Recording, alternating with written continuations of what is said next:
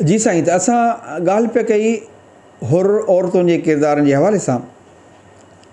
त ईअं सभई किरदार आहिनि, पर वक़्त सां गॾोगॾु हिकिड़ो किरदारु आहे माई वाल्हा हिंगोरो। माई वाल्हा हिंगोरो खिपरे वारे पासे मुक़ीम हुई ऐं मुख़्तलिफ़ लोढ़नि में ऐं जेलनि में रही। ख़ासि तौर ते खिपरे जे लोढ़े में उन जो काफ़ी वक़्तु गुज़रियो। वॾी हिमत वारी माई हुई। उन जे हवाले सां जेका ॻाल्हि आऊं हिते करणु चाहियां थो उहा इहा आहे त छुटो फ़क़ीर वसाण जी वालिदा माई बख़्तावर वसाण ॿुधायो त असां खिपरे जे लोढ़े में क़ैद हुयासीं। हिकु ॻाल्हि आऊं कंदो हलां त जिथे अंग्रेज़ सरकार जा इहे सभु हरबा फ़ौजुनि खां वठी मार्शलाउनि खां वठी शहीद सूरीबाद सां खे गिरफ़्तार, इहे तमामु घणियूं जेके शयूं हू कयो करे पियो उहो पंहिंजी पंहिंजी जॻह ते।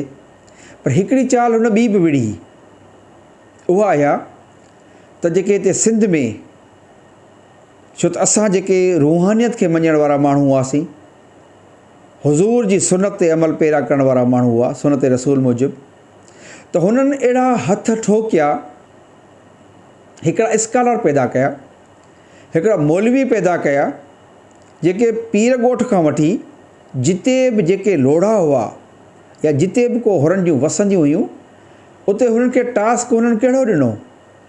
हुननि टास्क इहो ॾिनो त बाबा ही एॾी वरी जंग जदल, हीउ शहीद सूरीबाद सां जेको आहे उहो त तव्हांखे हेॾी जंग में विझी तव्हांजे ॿारनि खे बचनि खे ही त तव्हांखे माना तबाह थी वेंदव तव्हां।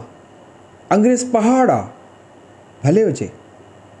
त उहे जेके उन्हनि जा स्कॉलर हुआ उहे शहरनि में ॻोठनि में अची माण्हुनि खे बाग़ी कंदा हुआ त तव्हां पीरनि खां या इन्हनि जेके आहिनि इन्हनि खां परे भॼो। ख़ासि तौर ते शहीद सूरीबाद सां जे हवाले सां उहे ग़लति प्रोपेगेंडा कंदा हुआ। त हिकिड़े ॾींहुं जॾहिं उन्हनि फ़क़ीरनि जी मायुनि जी हाज़िरी थींदी हुई, चङो जो इहो टॉपिक हिकिड़ो खुले पियो त लोढ़नि में जेके मायूं क़ैद हूंदियूं हुयूं हज़ारनि जे तइदाद में, मर्दनि जी हाज़िरी अलॻि थींदी हुई, औरतुनि जी हाज़िरी अलॻि थींदी हुई। सुबुह तोड़े शाम उन्हनि हुर मर्दनि खे हुर औरतुनि खे अलॻि अलॻि उन्हनि लोढ़नि ऐं कैंपनि में जेके वाड़ियल हुआ उन्हनि जी रोज़ु हाज़िरी हूंदी। मैनेजर कुर्सी रखियो वेठो हूंदो हुओ, हू जेका सिपाही हूंदा हुआ उहो लोढ़नि जे मुख़्तलिफ़ बिर्जुनि ते जेको आहिनि चइनी पासनि खां उहो बंदूकूं ऐं संगीनूं ताणियूं बीठा हूंदा हुआ। त उते हुननि जो जेको भाड़ेतू मुल्लो उहो उते अची तक़रीर थो करे, मैनेजर कुर्सी ते वेठो आहे, चवे थो त तव्हांखे पीर साहिबु वॾी तकलीफ़ में विधो आहे, तव्हां ॿारहें बचे हिते क़ैद, तव्हां पंहिंजा घर घाट छॾे हेॾी वॾी मुश्किल में अची पिया आहियो। माना उन जो जेको ज़हन आहे उन ज़हन खे फिराइण जी कोशिशि पियो करे त तव्हां का ॿी ॻाल्हि करियो ऐं इन शइ खां तव्हां भागी थी वञो। जसवा हुन औरत खे, माई वाल्हा हिंगोरे खे, जंहिं उथी बीही ललकारे उहो जेको मौलवी हो, उहो जेको जंहिंखे उहो स्कॉलर करे वठी आया हुआ, उनखे चयईं त पंहिंजो बकवास बंदि कर, असांजे मुर्शिद, असांजे दीन, असांजी धरती जे ख़िलाफ़ु का बि ॿी ॿिड़क ॿुधण लाइ असीं तयारु कोन आहियूं। असांजो मुर्शिद, असांजो इमाम आहे ऐं उन जो जेको असांखे रस्तो ॾसियलु आहे उहो हुज़ूर नबी पाक सल्लल्लाहु अलैहि वसल्लम जो रस्तो आहे ऐं उहा वाट उहो रस्तो दीन इलाही जो रस्तो आहे।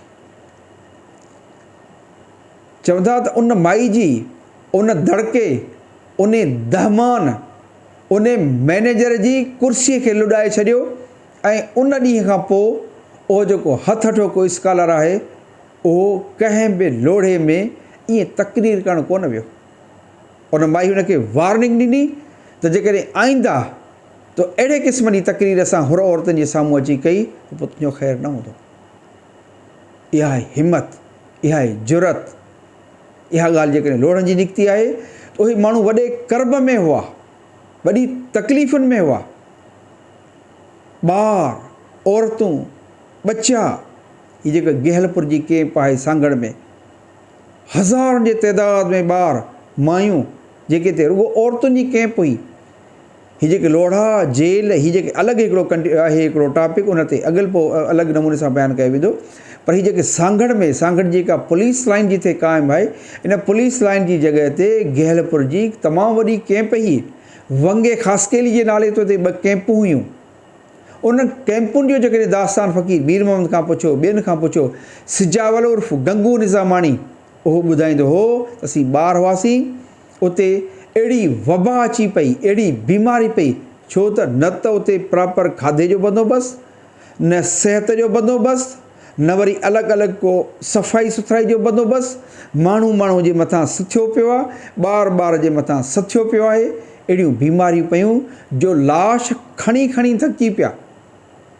अहिड़ो को गंगू निज़ामाणी हो, उहो चवंदो हो त हिकिड़ो लाश खणी अञा क़ब्रिस्तान में दफ़न करे वापसि मसाईंदासीं त पोयां ॿियो जेको आहे उहो विसाल करे वियो हूंदो। ख़ासि तौर ते इते 2 मुक़ाम आहिनि। हिकिड़ो त वॾो मेन मुक़ाम आहे जेको कुॿनि वारो मुक़ाम, पर इन खां सवाइ जेका हीअ वंगे जी कैंप आहे, जेका ॿी गेहलपुर जी कैंप आहे, इन जी जेकॾहिं लोकेशन खे ॾिसिबो, इन ते तहक़ीक़ कबी त पुलिस लाइन जे ॾखण तरफ़ हिकिड़ो महसूम शाह सॼे थो। उन महसूम शाह उन जो हिकिड़ो मक़ाम आहे, मुक़ाम आहे। उते ख़ासि मुक़ाम में हज़ारे माण्हू दफ़न आहिनि जेके राति ॾींहुं जेका बीमारी पई। ॿियो उन बीमारी में इलाजु सरकार ख़बर न आहे कहिड़ो क़िस्म जो इलाजु कंदी। जंहिं उन्हनि जी दवा पई थी, फ़क़ीर मीर मोहम्मद ॿुधाईंदो आहे त जिन खां इंटरव्यू वरितो हो, जंहिंखां पुछियो वियो, और औरतूं मायूं जेके उन गेहलपुर जी कैंप में बंदि हुयूं, जंहिं दवा पई थी, ॿार बचो कोन। मायूं वेचारियूं पंहिंजे ॿारनि खे उन्हनि बुंदलनि में लिकाए छॾींदियूं हुयूं, पंहिंजी पोतियुनि में वेड़े चवंदो, ख़ुदा इहा सरकार जी दवा, अंग्रेज़ जी दवा असांखे कान खपे। ऐं ख़ुदि जेकॾहिं संधी ॻाल्हि कयां त मुंहिंजो वालिद साहिबु जॾहिं होर गाज़ी हो, पेरूमल जे भरपासे एॾी गाहनि जे ॻोठ मां गिरफ़्तार थियो, उन सां गॾु जेके 3 औरतूं हुयूं, हिकिड़ी उनजी भेण हुई जेका असांजी पुफी पारसा, उन जूं ॿियूं नंढियूं भेनरूं हुयूं। उहे भेनरूं जॾहिं उन्हनि खे अची वाड़े हिन में वंगे वारी कैंप में ऐं गेहलपुर जी कैंप में आयूं, त उहा असांजी पुफी वीचारी वॾी ॿुधाईंदी हुई त अब्बा, अव्हां जूं जेके 2 भेनरूं हुयूं, उहो इन गेहलपुर वारी कैंप में तड़पी मरी वियूं। अफ़सोस आहे, हज़ारनि जी तइदाद में ॿार, बच्चा, मासूम। इहो छा आहे? इहो सभु जंग आहे। हिकिड़ी जंग हथियार सां थींदी आहे, हिकिड़ी जंग गोले सां थींदी आहे, हिकिड़ी जंग जज़्बे सां थींदी आहे।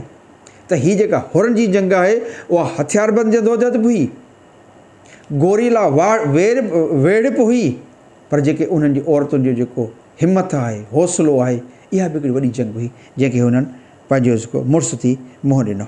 बहरहाल इहे हुर औरतुनि जूं तमामु घणियूं जेके शयूं आहिनि, उनखे असां अॻिते वधूं पिया, ॾिसूं पिया। इन खां सवाइ माई मखण वसाण, माई मखण वसाण जो दिलचस्प किस्सो आहे। ऐं उनजी हिकिड़ी ॻाल्हि अहिड़े क़िस्म जी आहे त हीअ ॻोठु आहे अमुल वसाण। अमुल वसाण में हीअ वॾेरे मीर मोहम्मद उर्फ़ मीर वसाण जी माइटियाणी हुई।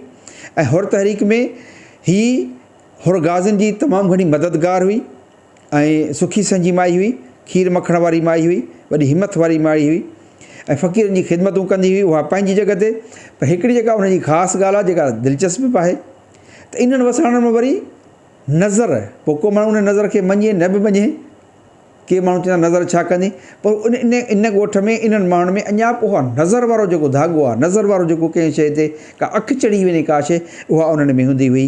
हाणे हिकिड़ी दिलचस्प ॻाल्हि आहे, को उनखे मञे न मञे ॿी ॻाल्हि आहे। चवंदा रेल गाॾी लंघी आहे, का राजा वारी रेल छक कंदी वई, उहा माई वॾेरी जेका आहे, उहा माई मखण उन रेल खे ॾिठो ऐं जेको आहे जीअं त रेल वाहजी छक कंदी वञे, पर अॻिते कान हलंदी।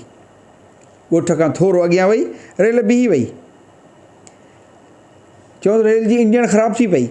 हुननि पंहिंजा मिस्त्री आंदा, ड्राइवर हुआ, बाबू हुआ, काफ़ी शयूं उन्हनि खे थियूं, पर रेल हली कान। पोइ दिलचस्प ॻाल्हि आहे त उन तर में त मशहूरु हुई त जेसीं ताईं इहा माई उन रेल गाॾी जे उन इंजन खे पंहिंजी पिक न लॻाईंदी तेसीं कान हणंदी। हली त साइंसी दुनिया में को मञे न मञे, उहा ॿी ॻाल्हि आहे। पोइ 2 ॾींहंनि खां पोइ उन माई खे चयूं त माई सगोरी हल, इहा जेका रेल गाॾी बीही वई आहे इन जो को बिलो कर। चई बाबा हलंदी हलंदी।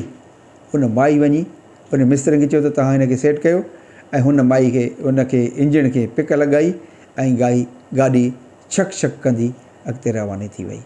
इन तरह जा जेके वसाण हुआ उन्हनि जो हिकिड़ो तमामु वॾो कंट्रीब्यूशन रहियो आहे ऐं वॾा सखी, वॾा बुर्दबार, वॾा हिमत वारा माण्हू थी गुज़रिया आहिनि। त इहो हिकिड़ो दिलचस्प ॻाल्हि हुई जेका असां तव्हांजे साम्हूं पेश कई।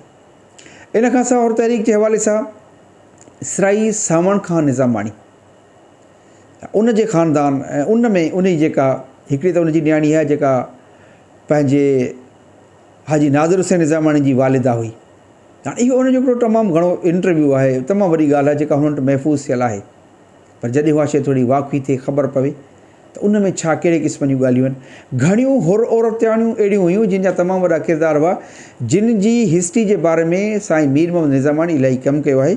पर जॾहिं उहे शयूं अञा ज़ाहिर थियनि, अञा थियनि, फ़क़ीर मीर मोहम्मद निज़ामाणी जेके जिथे 200-250 खां हुर गाज़ियुनि जा इंटरव्यू कया आहिनि, उते तक़रीबन 20 खां 25 हुर गाज़ियुनि जो जेको आहे गाज़ियाणियूं जेके औरतूं हुयूं, मायूं हुयूं, जिन माण्हुनि जो जेको किरदारु आहे, त उन्हनि ते बि उनजो तमामु घणो इंटरव्यू शयूं थियल आहिनि।